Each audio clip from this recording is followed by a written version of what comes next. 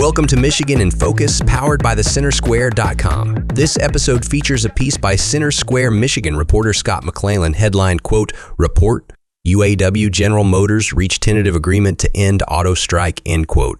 Here's the story.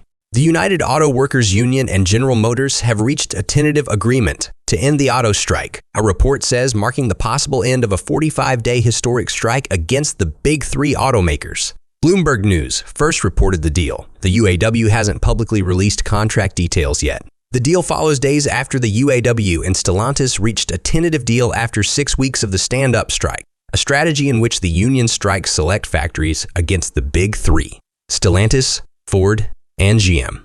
UAW President Shawn Fain said in a video, quote, "Once again, we have achieved what just weeks ago we were told was impossible. At Stellantis in particular, we have not only secured a record contract, we have begun to turn the tide in the war on the American working class.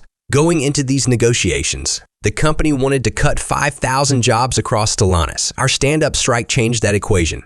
Not only did we not lose those 5,000 jobs, we turned it all the way around. By the end of this agreement, Stellantis will be adding 5,000 jobs. We truly are saving the American dream," end quote. Instead of calling 146,000 members to go on strike, which would deplete the UAW's strike fund, it struck at select factories. UAW Vice President Rich Boyer said in a statement, quote, "Through the power of our stand-up strike, we have saved Belvidere. 8 months ago, Stellantis idled Belvidere assembly plant, putting 1,200 of our members on the street. From the strength of our strike, we are bringing back those jobs and more. Stellantis is reopening the plant, and the company will also be adding over 1,000 jobs at a new battery plant in Belvidere," end quote. The Stellantis deal includes gains valued at more than 4 times the gains from the union's 2019 contract. It provides more base wage increases than Stellantis workers have received in the past 22 years. The agreement grants 25% in base wage increases through April 2028 and will cumulatively raise the top wage by 33%, compounded with estimated COLA to over $42 an hour.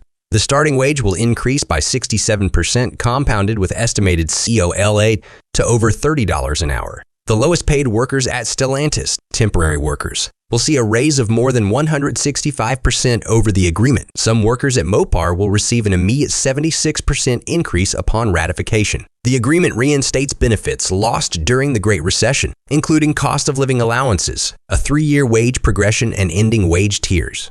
It improves retirement for current retirees, those workers with pensions and 401k plans, and includes a right to strike over plant closures and a right to strike over product and investment commitments.